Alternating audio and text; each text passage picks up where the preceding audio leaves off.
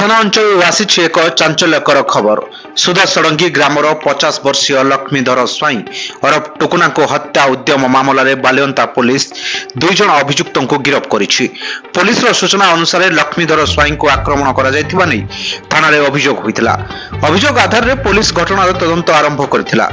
तदंत समय संदेह आधार रे ब्राह्मण सड़ंगी ग्रामर गणेश प्रधान एवं पंचल ग्रामर पिंटू भोई को पुलिस गिरफ्त करिछि। घटनार तदंत बेले पुलिस घटनास्थल आक्रमण में व्यवहृत होइतिबा एक लुहा रड एवं बियर बोतल जबत करथिबा जणा पड़िछि।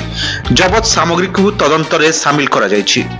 गिरफ्त पर उभय अभियुक्तों को पुलिस कोर्ट रे हाजर करथिला। तेबे कोर्ट रे उभयଙ୍କ जामिन आवेदन नामंजूर होइछि। यहाँ पर उभय अभियुक्तों को झारपड़ा जेल हाजत को पठाई दिया। तेबे आक्रमण पछरे प्रकृत कारण कौन, पूर्व शत्रुता ना अन्य कौनसी विवाद को नहीं एभली घटना घटी एथिरे आउ काहाकू संपृक्ति रही ना नहीं से नहीं पुलिस मध्य एबे तदंत जारी रखिछि। घटनार समस्त दिग को तदंत करने सह आवश्यक प्रमाण और तथ्य संग्रह करुछि बालियंता पुलिस। तदंत आगकू बढ़िबा सह घटना पछरे थिबा संपूर्ण सत्य सामना को आसीबो बोली आशा करा जाउछि। Bureau report, Kalinga today live.